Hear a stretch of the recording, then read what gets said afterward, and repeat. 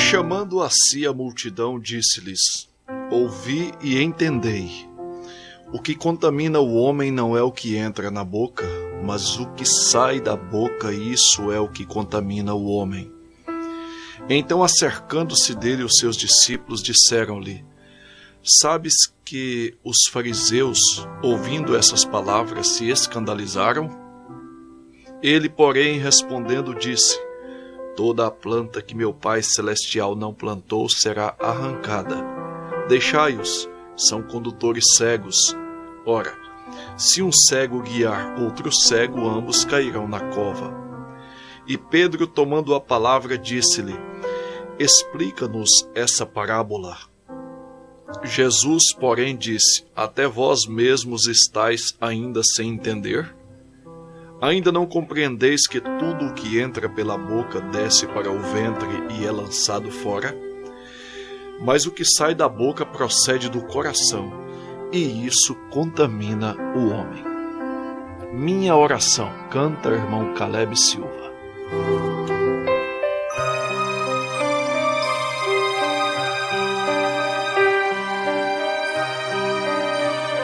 Grande bênção tem meu Senhor para me dar na oração. Quando eu lhe peço de joelhos, Ele me atende, me conforta o coração. Ajoelhado, derramo lágrimas, ó Senhor, consolação. Ele responde com carinho: filho meu, segura em minha mão.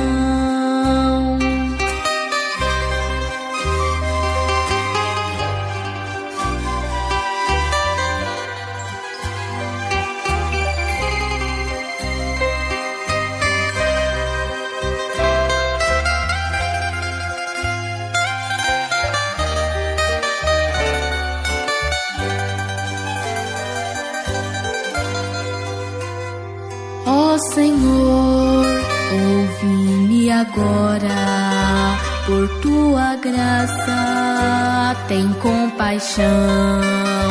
Não me despreze, não me abandone, Deus poderoso, ouve minha oração. Ó, não retires de mim o teu espírito, não me lances fora da tua presença.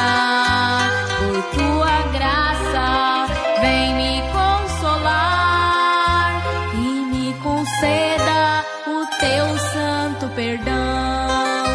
E me conceda o teu santo perdão.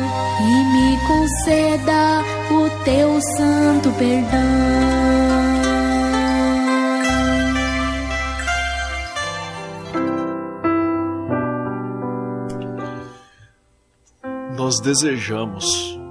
Nós desejamos uma boa noite no precioso nome do Senhor Jesus Cristo a cada um de nossos ouvintes e irmãos. Amados ouvintes, a salvação, ela só se dá através da revelação. São Mateus capítulo 11, a partir do versículo 25. E naquele tempo, respondendo Jesus, disse: graças te dou, ó Pai, Senhor do céu e da terra, que ocultaste estas coisas aos sábios e entendidos, e as revelaste aos pequeninos. Sim, ó Pai, assim te aprouve. Conhece o Pai, senão o Filho, e aqueles a quem o Filho quiser revelar. Veja que Jesus entende-se que há um diálogo. E ele fala que o Senhor, o Pai, é Senhor do céu e da terra. E os discípulos disseram a ele assim: em São João capítulo 13, versículo 13 e 14.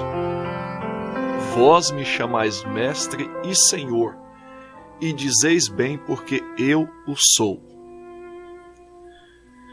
Ora, como fica notório, amados irmãos, que o Pai habitava corporalmente, como nós entendemos através do apóstolo São Paulo em Colossenses 2, versículo 9. Nele habita corporalmente toda a plenitude da divindade. Tudo que é divino habitou em Jesus Cristo. Por isso, entendemos que ele era o Senhor do céu e da terra. E ninguém nunca viu Deus. Veja só, ninguém nunca viu Deus. Em São Mateus capítulo 1, ou melhor, São João, o Evangelho de João capítulo 1, versículo 18, diz que ninguém nunca viu Deus. O Filho é que o fez conhecer. Então veja só, você nunca vai alcançar salvação em Jesus Cristo, em Deus, senão através da revelação. E você só vai alcançar revelação de onde está o Pai, que é Senhor do céu e da terra, se o Filho, o próprio Filho, quiser revelar a você. Eu acabei de citar São Mateus capítulo 11, versículo 27. E eu sei que eu estou falando com pessoas cansadas. Veja, nós vamos arrematar com os versículos 28, 29 e 30 de São Mateus capítulo 11. Arrematar essa parte. Cansadas de ouvir religiões, de ouvir denominações, de ouvir dogmas, de ouvir credos, e não de ouvir a palavra, porque a palavra não nos cansa. A palavra não nos cansa, ao contrário, ela traz alívio. Então vamos lá, Mateus 11, versículo 28, 29 e 30. Vinde a mim todos os que estáis cansados e oprimidos, e eu vos aliviarei. Aprendei de mim, que sou manso e humilde de coração, e encontrareis descanso para as vossas almas, porque o meu fardo é leve e o meu jugo é suave, disse o próprio Senhor Jesus Cristo. Agora, amados ouvintes, vamos entender uma coisa desse mesmo texto que nós usamos no dia de ontem, estamos usando hoje, para completar esta doçura da palavra de Deus, que nesta ocasião vamos extrair mais uma vez do livro de São Mateus capítulo 15, começando no versículo 10 e indo até o versículo 18. E nós temos que entender também, dentro deste mesmo contexto, que há na parábola do semeador, nós entendemos que ali há duas semeaduras. Vamos abranger de uma forma bem objetiva isso aqui. Ali há duas semeaduras. Uma é uma planta que o Pai não plantou. E o próprio Jesus, explicando a parábola do semeador, ele diz que quem plantou aquela semente foi o diabo. Então o diabo tem uma semente. Isso encaixa com Gênesis capítulo 3, onde nós entendemos, através da revelação, que Satanás deixou uma semente ali. Você vai encontrar na primeira epístola de João, capítulo 3, versículo 12, que Caim era do maligno. Lá diz assim, e não como Caim, que era do maligno. É Bíblia. E Jesus, mostrando essa semente que ele não plantou, entendendo os corações daqueles fariseus e saduceus que desejavam matá-lo, ele falou que eles eram filhos do diabo. São João capítulo 8, versículo 44. Vós tendes por pai o diabo, e quereis satisfazer o desejo de vosso pai. pois é homicida desde o princípio. Quem foi o homicida no princípio? Leia Gênesis capítulo 4, você vai ver o primeiro homicida. Ele é homicida desde o princípio. Nunca se firmou na verdade, porque não há verdade nele. Quando profere mentiras, fala do que lhe é próprio, pois é mentiroso e pai da mentira. Por isso um cristão, ele não mente, ele não se envolve com mentira. Ele não se envolve com um dos piores vínculos que a mentira tem hoje, que infelizmente nós temos que declarar, é a política. Por isso, quando você vê um cristão envolvido na política, ele já está, vamos usar um termo, um provérbio bem popular, já está para lá de Bagdá. O cristão não se envolve com algo que a maior arma que eles têm nas mãos é a mentira. Tudo bem você orar pelos seus governantes, você desejar que Deus conduza-os. Isso é um dever do cristão. Isso é um dever nosso. Mas se envolver é outra coisa completamente diferente. Então veja só. Então há uma planta que não foi Jesus que plantou, não foi Deus que plantou. E ele disse que essas aí são condutores cegos e deve ser arrancada, porque um cego guiando outro cego, ambos caem no buraco. Então, esses condutores que não enxergam, condutores que não conseguem alcançar a revelação, caem no buraco e conduz ao mesmo buraco aqueles que estão indo após os seus passos. Está aí porque que nós devemos zelar, como zelamos, da palavra, da própria palavra, sabendo que o que contamina é exatamente aquilo que está lá dentro daqueles que conduzem. Os condutores que têm a palavra, não tenha dúvida, ele há de conduzir as pessoas para a própria palavra. Condutor que está conduzindo com a palavra, ele há de conduzir as pessoas para a própria palavra, que é a completa e total verdade. São João capítulo 17, versículo 17. E não tenha dúvida que o Espírito de verdade, ele conduz as pessoas para a verdade. São João 16, versículo 13.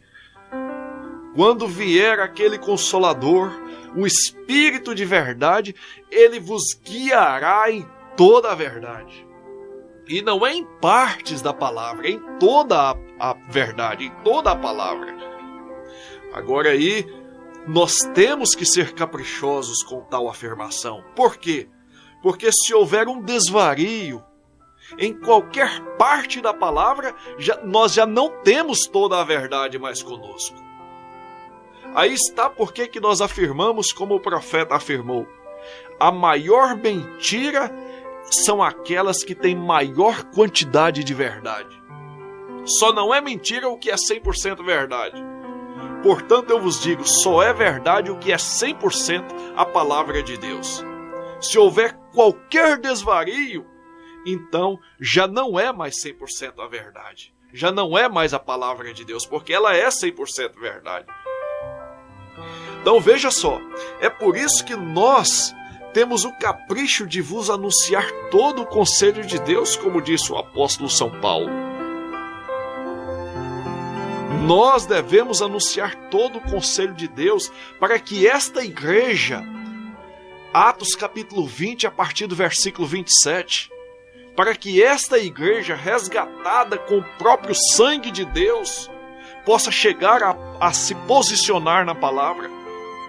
Por isso o apóstolo São Paulo vos disse, em 2 Coríntios capítulo 11, a partir do versículo 1, oxalá me suportasses, suportai-me porém ainda, porque eu estou zeloso de vós, para vos apresentar como uma esposa ataviada para o esposo, uma virgem para um casamento. Veja como ele quer a igreja, sem se contaminar com espíritos, sem ter por dentro de si, no seu coração, algo que não seja uma mente pura, lavada com o sangue de Jesus Cristo e purificada pelo próprio Espírito de Deus. Então está aqui, amados ouvintes, por que nós devemos seguir o mesmo conselho do apóstolo São Paulo? Ontem nós fizemos uma citação de Apocalipse capítulo 1, do versículo 4, você pode ler até o versículo 20 para que você possa entender o mistério daquelas 7 estrelas, que são os 7 mensageiros e dos 7 Espíritos de Deus. Para cada era um mensageiro, e em cada mensageiro daquele atuava o Espírito de Deus. E da mesma forma que começou com a primeira estrela na era de Éfeso, você vai encontrar posteriormente, após a citação, os capítulos 2 e 3 de Apocalipse, onde estão as 7 cartas às 7 igrejas. A ação que teve aquela estrela da era de Éfeso terá atuação, o Espírito, na 7ª estrela na era de Laodiceia. Por isso que, naquela grande visão do profeta de Deus enviado a nós nesta última era de Laodiceia, ele disse: se os de Paulo entrou, os meus também hão de entrar, porque eu preguei o mesmo evangelho de Paulo. E aquelas mulheres com vestes brancas, todas representando a igreja de cada nação, elas responderam em uma só voz: nisto estamos confiadas. As igrejas diziam: nisto estamos confiadas. Por quê? Porque as igrejas seguiram o mesmo conselho do apóstolo São Paulo. Agora, poderíamos nós divergir das mensagens oriundas do apóstolo São Paulo? O homem que disse, como nós citamos ontem: ainda que nós ou um anjo do céu, Gálatas capítulo 1, versículo 8, desça e pregue um evangelho diferente do que eu tenho anunciado, que seja anátema. Então ele disse: eu nunca deixei de anunciar todo o conselho de Deus. Agora veja só, amados ouvintes, aqui está essa grande questão. O que contamina o homem não é o que entra aqui na boca dele, mas é o que sai, porque o que entra aqui sai, é lançado fora.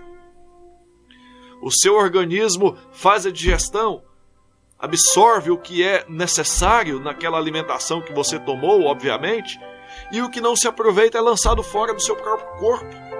E isso não prejudica, isso não contamina. O que contamina é o que sai da sua boca, porque procede do seu coração. E o que é que você tem dentro do seu coração? É a grande pergunta que nós devemos fazer, esse exame introspectivo, essa autocrítica de nós, e perguntar: o que eu tenho no meu coração? O que eu tenho na minha alma? Porque você sabe que o homem é composto dessas 3 partes. 1 Tessalonicenses capítulo 5, versículo 23. E o Deus de paz vos santifique em tudo, todo o vosso corpo, espírito e alma seja conservado irrepreensível até a vinda de Jesus Cristo. Então você tem o seu corpo, que é esse primeiro homem. O segundo homem é o seu espírito. E o terceiro é a sua alma. Você pode encontrar aqueles que duvidam que o homem tem alma, que seja como um animal, que simplesmente tem o corpo, o fôlego da vida, e isso se vai. Mas vejam só, e por que aquelas almas estão clamando debaixo do altar? Que clamam debaixo do altar. Estamos nós com desvario citando as Escrituras? Não. É Bíblia. Você pode tomar nota do que estamos falando e acompanhar na sua Bíblia. Isso não causa, a palavra não causa nenhum tipo de desvario. Então veja só, o profeta de Deus nos mostra que no seu corpo você tem 5 sentidos. A sua visão, seu paladar, seu tato, seu afeto, seu olfato e sua audição. Então você tem no seu espírito também 5 sentidos.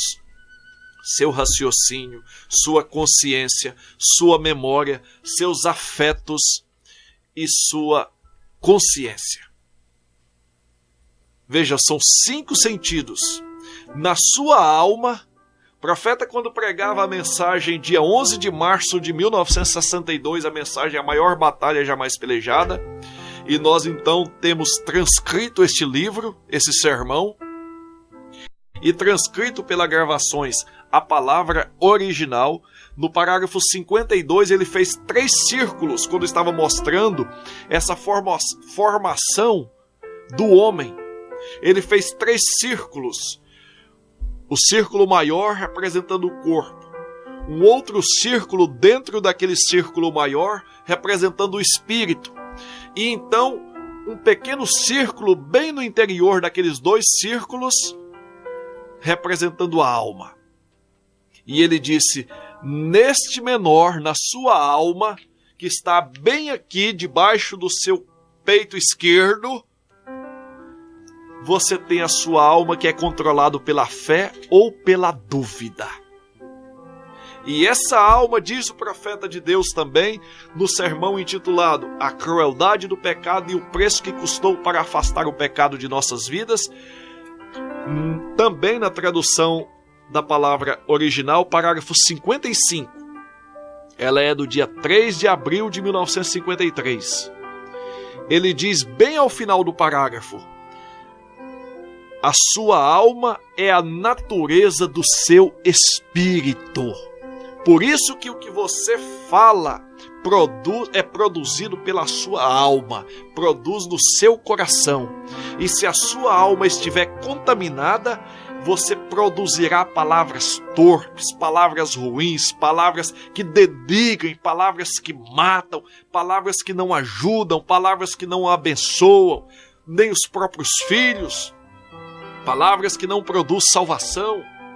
Mas se você tem a sua alma convertida, então você trará palavras que trazem bênçãos ao seu próximo, palavras que produzem um desejo de salvação, palavras que guiam, palavras que levam ao batismo correto em nome do Senhor Jesus Cristo. E Deus continue te abençoando, amado ouvinte, no precioso nome do Senhor Jesus Cristo. Se você desejar entrar em contato conosco, nós ofertamos a você o número do telefone, que é prefixo 93 99207 3704 99207 3704. E ouça a nossa programação a partir de segunda até na sexta, às 20h30. No nome do Senhor Jesus Cristo, nós vamos ficar ouvindo o hino de saída, Caminhemos na Luz, com o grupo IAR. Deus abençoe, boa noite com Jesus.